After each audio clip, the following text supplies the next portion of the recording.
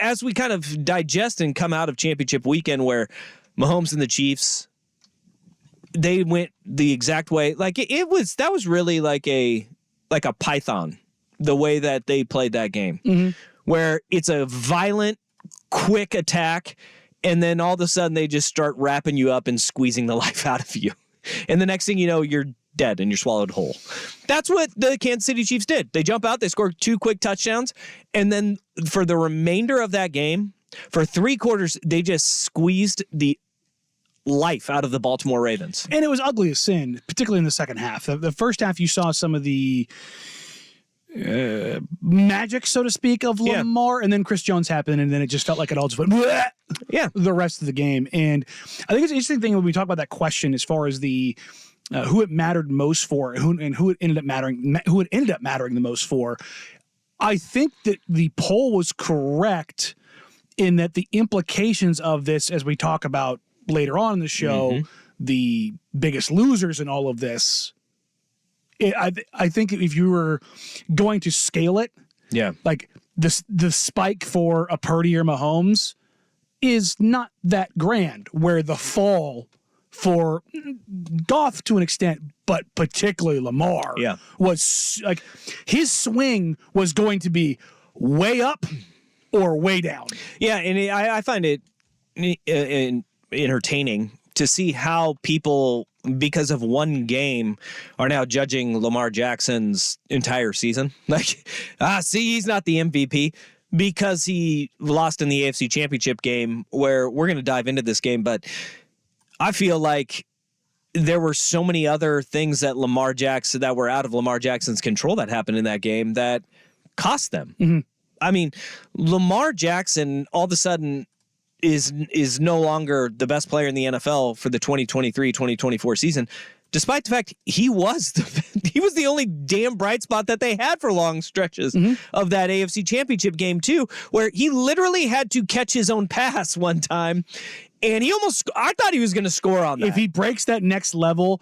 What was interesting is I saw a lot of people trying to force the Lamar Jackson narrative early on. Like when that play happened, that's one of the greatest plays I've ever seen. That's going to be the play that everybody remembers. And I'm sitting there watching and I'm like, that's the only play they ended up making. Well, there were a few of them where you went, what is Baltimore? Why isn't Baltimore going back to this, right? Why is Baltimore not going back to quarterback power that they ran on 4th and short early in the game, where you're going, run that again. Give Lamar Jackson a chance. Put the ball in his hands and allow him to make plays. And Baltimore just never ended up going back to it. They establishing the run period is something that they didn't do. And we'll talk at length about that, because that was a game planning malfeasance by Todd Monken, who's been exquisite all season long. But this is what happens when you get into championship games. And I think that for the meaning in who it means the most for, it would have been Lamar Jackson with the win. But now everybody, it's crazy to think about how everything spins on its head on Monday after these games are all played. Because the guy who I think that game meant the most for is the guy who took 3rd in this voting, and that's Brock Purdy. Brock Purdy goes out for the San Francisco 49ers, and coming out of championship weekend, it wasn't pretty in the first half. Everybody was sitting there going, Purdy's terrible. That first half, he was bad. So it is what it is. Which one is it? Is it that Brock Purdy is good because he has all the tools around him? Because all the tools around him should have masked everything that he did in the first half, right? But then it comes second half, when Brock Purdy is electric, he is the only player in NFL history, regular or postseason, to throw for over 150 yards, rush for over 45 yards, complete 80% of his passes, and average 10 yards per rush with 0 turnovers in NFL history in one half of football. In one half of football, he did that. How great he was in that second half. And he was electric in the second half. And it was like, anybody that has the game manager tag for Brock Purdy, shut up, because you saw in the first half, okay, if he's a game manager, then first half doesn't happen like that, right? Yeah. The second half, everybody's like, after the first half, he can lose you a game, he can't win one for you. He won that game in the second half. Real quick, when the Patriots got down 28-3, was Tom Brady really good in that game early on? No, he wasn't. Game manager? He managed the second half. I say, did he manage the living hell out of that second half? He sure did, Bob. It's like look, I am not comparing Brock Purdy to Tom Brady, but we have to get away from I know. I think it's very fair of what you just said, though, really quick, that it's also not just what Tom Brady did in that game.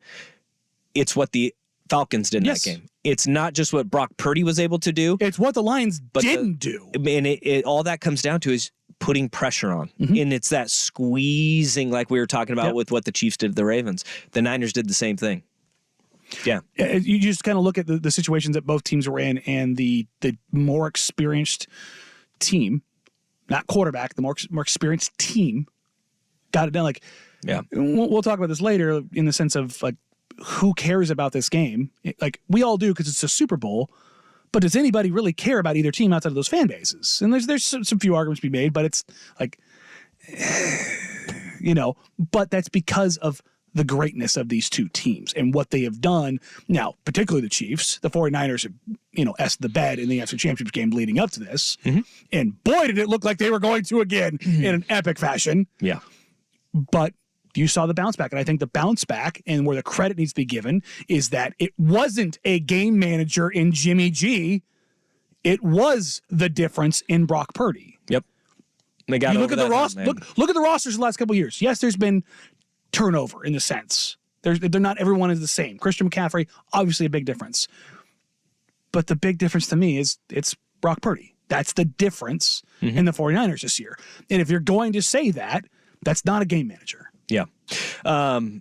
Text 503-864-6326. Has Lamar ever had a good playoff performance? He is marginal every year in the postseason. Well, last week he was the best player. He was God tier on the field. But with the exception of that game, he has had some real hairballs in the playoffs. I also like this text though because I agree wholeheartedly with this. Lamar Jackson didn't fumble on the 1 yard line. No. Lamar Jackson didn't get a taunting penalty after a 50-yard gain. That was Zay Flowers did both. And then Zay Flowers cut his finger pouting on the bench when he punched the bench. Like Lamar didn't do that. Lamar at the end of the first half they got back-to-back 15-yard penalties, which was wild. Did see Lamar miss a lot of throws though. He did. He missed some throws, including the Zay Flowers throw. That was not a great throw. No. He underthrew Zay Flowers where you don't even have the taunting penalty if you goes over the top. If you can get a step into your throw a little bit more, which also not wholly his fault because there was nowhere for him to step up and lead his receiver, but that was always the criticism is Lamar pushing the ball downfield. And this is why I think it's wild that we sit there and he was great all season long and we go one game dictates who he is. One game did not dictate who he was. He's still the MVP. And Lamar was not one of the zebras out there helping out Patrick Mahomes when Lively got tackled. Likely? Likely got tackled in the middle of the field.